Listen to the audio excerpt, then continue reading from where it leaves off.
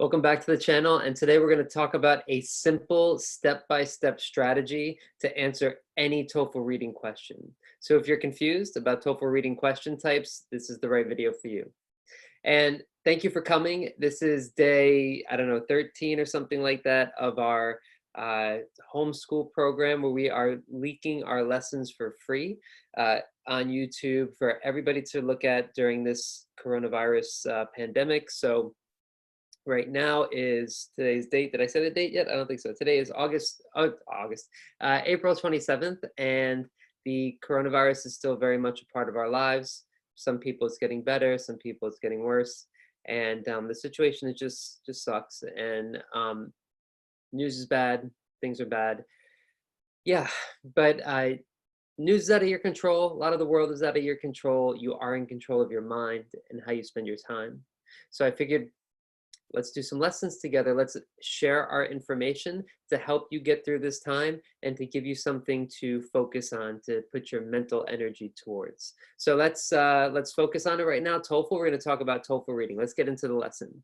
And let me share my screen. Boom. And let me go into presentation mode. Boom. Okay.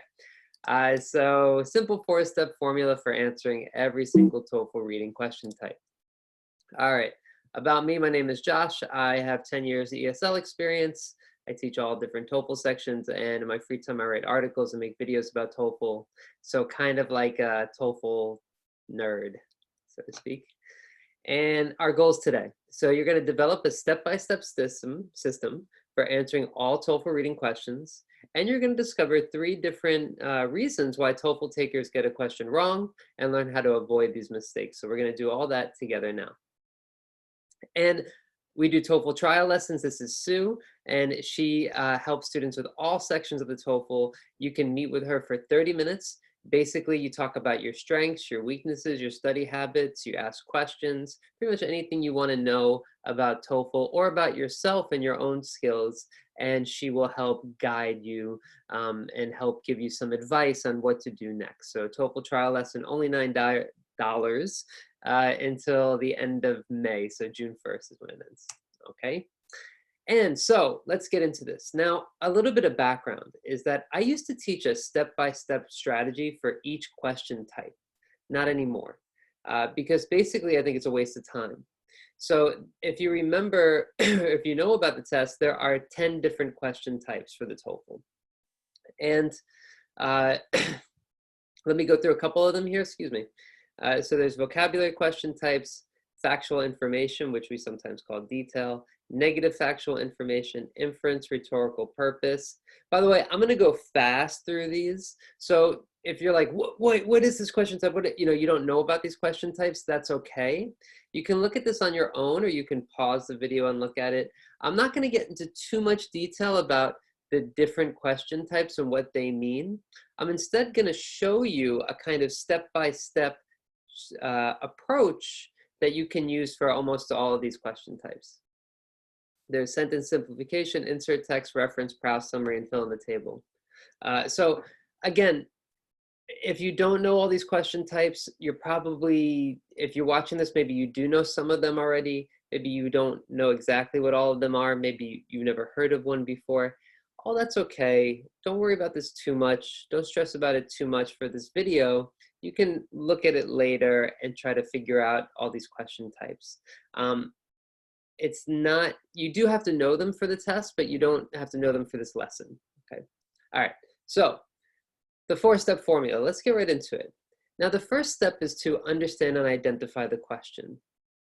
So this gets pretty important when you start having different types of questions. So usually we're used to questions that are pretty much fact questions, where I say, what does the author say about this? Or how does the reader react to the listener? You know, like it's pretty standard. Everything is said in the passage. But there are different question types on the TOEFL, and they change the way that you answer. Not all of them are just like about a detail. So for example, here, according to paragraph, how can we learn about the solar system's earliest history? This is a pretty straightforward detail question. So basically you have to find this information. You have to say, okay, they learned about the solar system's earliest history, and then you have to look here, and here's earliest history of the solar system. So then I'm going to read this sentence and try to figure out the meaning based on some keywords and based on the passage. But sometimes the questions are a different question type, and you have to read carefully because the information is not really in the passage sometimes. For example, here, this is question number 7. What can be inferred about Columbus? So this is what's called an inference question. And a lot of students have trouble with this question because when you infer something, it's not said, usually, it's not said in the passage. You have to make an inference. You have to make a guess. What do you think this is about? What do you think is going on in the passage? So what can be inferred about Columbus based on the information? So I have to read this whole paragraph and then decide which of these choices I could make an inference about, I can make a guess about. So an inference is not directly stated. It's kind of like a hypothesis or a conclusion or a summary. It depends on the situation. So if I don't read this question carefully, if I just think I'm answering a detailed question, a question about a fact, like the last question is the same idea, then I'm going to get this question wrong because I'm not making an inference. Or let's say another example. This is what's called a negative detail question. So I have to find the incorrect answer. So usually I'm always trying to find the correct answer. But in negative detail questions, I'm trying to find the incorrect answer, the answer that's wrong. So 3 of these answers are correct and are in this passage and in this paragraph. 1 is not correct. So I have to try to figure out which one is not correct. If I don't read the question carefully, if I don't see that word accept, then I'm going to answer this question wrong. Because I'm going to answer it like a detail, like I normally would. I'm going to try to find a correct answer. There's going to be 3 correct answers. It's going to be really easy for me to find a correct answer here. Okay? That's why the first step in your step-by-step approach to answering TOEFL reading questions is to understand the question. Read carefully. This is one of the main reasons why people get a question wrong. They simply misread the question. They don't answer what they're being asked. So why do you get the question wrong? There's 3 reasons. You either misread the question, you didn't read it well, maybe you answered as a factual information instead of negative factual information, or instead of an inference. Reason 2, you misread the passage, something you didn't understand in the passage, or you just didn't understand the vocabulary. Those are pretty much the 3 reasons why you get a question wrong. There might be some other smaller reasons, but these are the 3 main reasons why. And misreading the question is a big one, especially for inference and negative detail. So make sure you read carefully, you understand what the question is asking. I can't say this enough. It's something so simple and so basic, but it can really save you a lot of points just by being careful when you read. Okay. The next one is find 7 or fewer keywords to focus on. So I'm going to talk a bit about keywords. If you know about keywords, great. If you don't, here we go. So what are keywords? So keywords are not function words. Keywords are usually content words. And keywords do not include typical TOEFL question wording. Okay, so let me talk about this. You might be thinking, Josh, what's a function word? What's a content word? This sounds complicated. It's pretty simple, actually. So a function word, and I'm gonna say it's simple and then give you a lot of information. But basically, these are words that are part of grammar that you need to have a grammatically correct sentence, but don't really carry a lot of information. So sometimes they do, but for the most part, prepositions, in, at, from, by, articles, auxiliary verbs, modals, conjunctions, pronouns, demonstratives. You don't need to know all of these grammar terms. You just need to know the examples. And from the examples, you can kind of see what these words mean. Basically, nouns and verbs have the most information. And so you want to focus on nouns and verbs when you are reading the questions and trying to answer. So nouns and verbs and adjectives and adverbs as well, but mostly nouns and verbs. So nouns, a person, place, or thing, cat, table, school. Adjectives, they describe nouns, lazy, wooden, big. Adverbs describe verbs, quickly, suddenly, timely. And main verb, jump, shake, listen, they are actions. Okay, so content words are more important. So when you're reading this question, what does the author say about the food crisis in paragraph 1? You don't want to pay attention to any TOEFL question wording, unless you really need to. And like, for example, infer or accept or not. And cut the function words. So look at this question number 2. What does the author say about the food crisis in paragraph 1? What's the keyword? Food crisis. That's really all you need. You're looking for a food crisis, and then you look at the world's in the middle of a food crisis. There it is right there. First line, pretty simple. And you could even do that for the question types, or the possible choices. So if I go back, it could be solved. So I cut, it could be solved, limiting global production biofuels. Solved, limiting global production biofuels. Okay, so and then crisis is real, and other crisis. So the first is changing weather patterns. So I'm looking for solved, and second meaning for I found that they can get a better return. So here's biofuels, and so anyway, so I can look at this here, and I know where to look in the passage for it. Okay, I don't expect you to like do this like I'm only going to look at keywords, and that's all. The only thing that matters. That's the only thing that's important. No. Keywords are used to help you find information. I see food crisis, there's food crisis. I look for biofuels, there's biofuels up there. I look for farms growing crops, and I see growing here. Yeah, farms and growing and crops, so probably the sentence, okay. I look at agricultural regions less fertile. Let's see if there's fertile somewhere.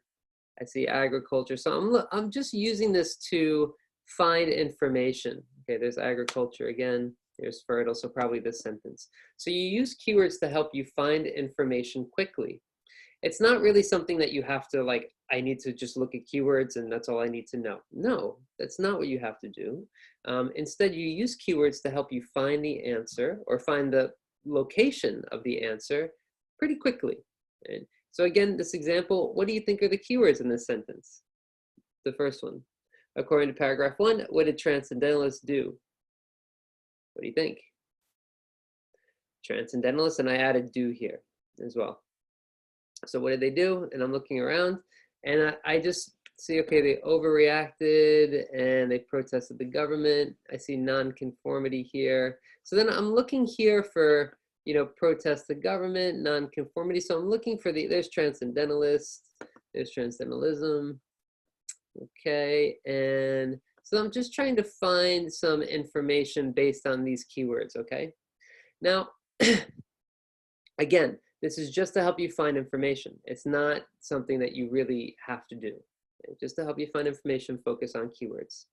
So we got 2 steps down so far. You understand and identify the question. That way you don't get it wrong by answering the wrong question.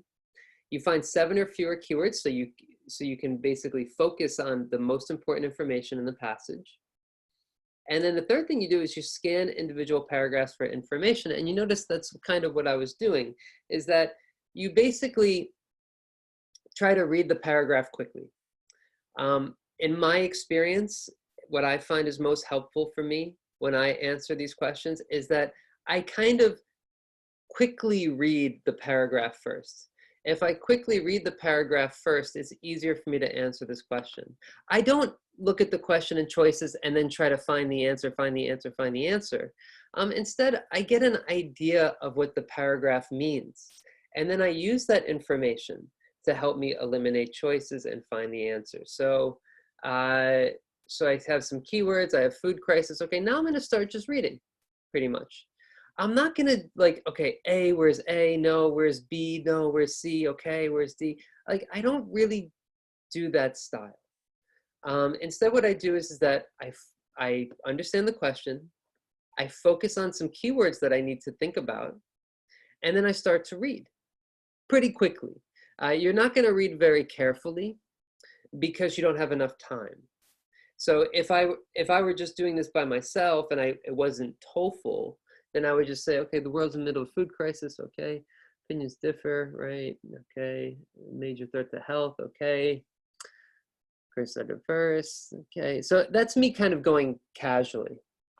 If I were scanning, which is what you should be doing when you're reading, I say, okay, food crisis, diverse,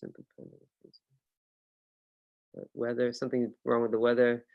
They can get more money from biofuels.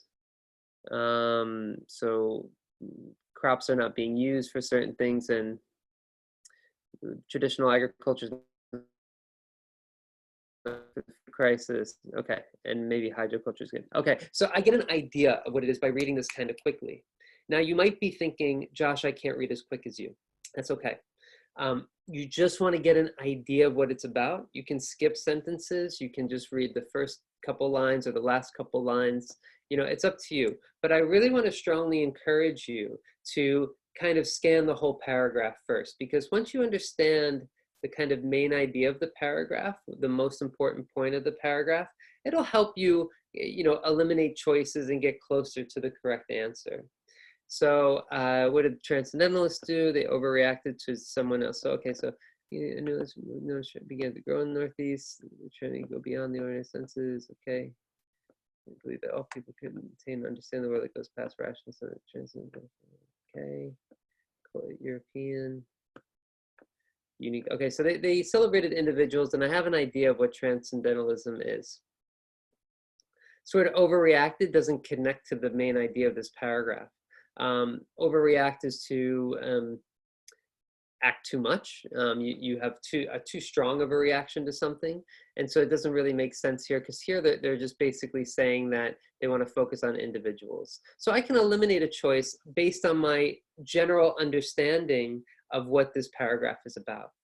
So if this isn't helpful for you, if you really don't understand the vocabulary, you can't read quickly, you can't scan, I really want you to first practice this skill. It's a new skill. I want you to try to scan the paragraph quickly to try to find the answer first, okay? If you still feel like the vocabulary is too difficult and you can't do this so quickly, then you might need to build your vocabulary.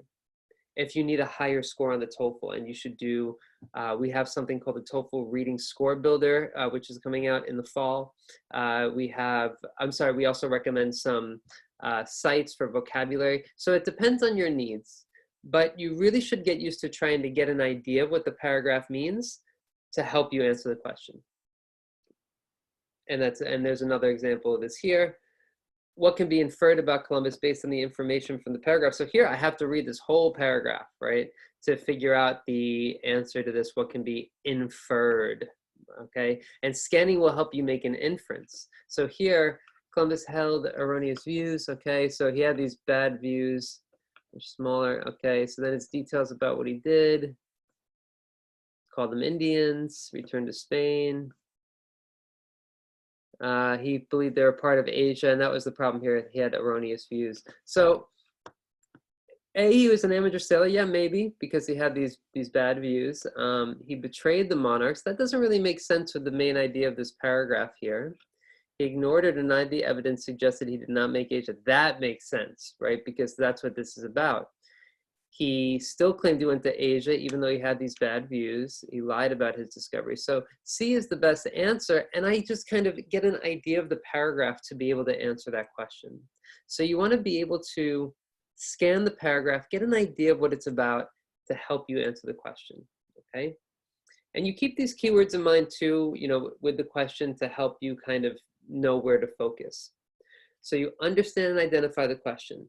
You look at 7 or fewer keywords to focus on. You don't want to do more than 7. I didn't say this before. You don't want to do more than 7 because then your brain gets confused and you're not sure what to focus on. So there's a couple keywords to focus on. And then you scan the paragraphs for information and eliminate. So always try to eliminate at least one option before you answer. Some simple math. If you have 4 choices, okay, let's take one choice away. You eliminate one choice. Now you have a 33% chance of getting it correct. You had a 25% chance with 4. Now you have 33% chance. Let's do 2. Now you have 50% chance. Your chances just got a lot better. Okay, so you want to try to eliminate options to help you get closer to the correct answer. But you don't want to just answer correctly. You don't want to just answer the question without eliminating, because the TOEFL test is tricky. You have to read each option carefully before you select your final answer. So even if you say, okay, I know it's A, it's got to be A for this, look at B, C, and D anyway, and try to make sure that none of those answers fit as well, because again, the test is a little tricky. They're going to try to make you confused. So you don't want to be confused. You want to be focused. And one of the best ways to do that is to make sure that you can explain not just why you're correct, but also why other choices are wrong. Now, you might be thinking, Josh, I don't have enough time to eliminate all the choices. I just got to answer and move on. If that's the reality, okay. Again, this advice is not for everybody. Everybody's different. The idea here is that when you eliminate choices, you're more likely to get the answer correct, because not only explaining why a choice is correct, but you're explaining why 3 choices are wrong. Okay, so you're like, okay, B's not right because of this, C's not right because of this, D's not right because this, it's got to be A. So you say this in your head, but that helps you get closer to the answer if you have the time and you can do that. All right. I don't think you should write down and explain everything. This is correct. I don't think that. Just look at the choices, try to eliminate at least one. Okay. So let me go through the step-by-step strategy here for one of these questions. Okay. So, by the way, I'm going to keep going and also talk about when this doesn't work. So there will be times where this step-by-step strategy doesn't work. And I'll show you that in a couple minutes. So understand and identify the question according to paragraph 1, which the following is true. So this is a factual information question. Detail. Find 7 or fewer keywords to focus on. So I'm going to look at here. This is not really giving me any keywords in this question. So I'm going to go to A. Altruistic actions decrease your ability to survive, improving fitness of others. Okay, so altruistic actions decrease, survive, improve fitness of others. Okay. I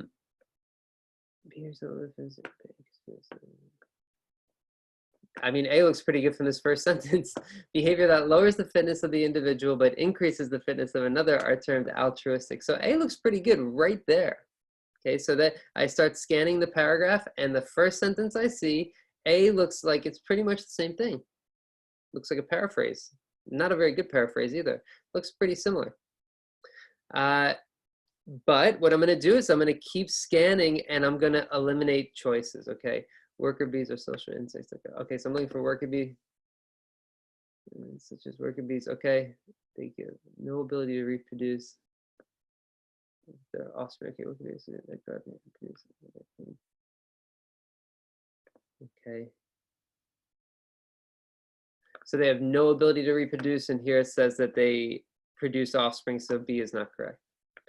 So I'm eliminating, right? I eliminated at least one. I'm going to keep scanning the paragraph, though. Meerkats work in groups to defend and warn the community. Okay. So keep a member of the group, and this one says meerkats work in groups to defend. So they have one member. This is work in groups, so this is not correct. This is one member, work in groups. Boom. Eliminate. C. Next one, wild dogs bring me back from the hunt. Okay. Although on the surface these behaviors appear to be altruistic, it may not be so simple. So it's a well understood altruistic behavior. Nope. That's it. It said it. Okay, so A is the correct answer. And again, I thought that from the beginning, but I looked at the other choices and tried to eliminate, and I kept scanning the paragraph as well. Okay. You might have a longer paragraph where that's harder, but that's now, there are situations where you won't need, to do each part of this strategy. For example, vocabulary and reference questions, there's not a lot of keywords. You don't really need to focus on keywords for these types of questions. No worries about keywords there. Or these fill in the table and browse summary, you need to look at the entire passage, not just one paragraph. So you'll have to look back at the whole passage to get the answers to those. And this is an example here of a summary question. Here you have to look at the whole passage pretty much. So it'll take you some time and you have to look through everything. And here, this is a insert question. here you don't really need to look at the keywords like content words, like nouns and verbs.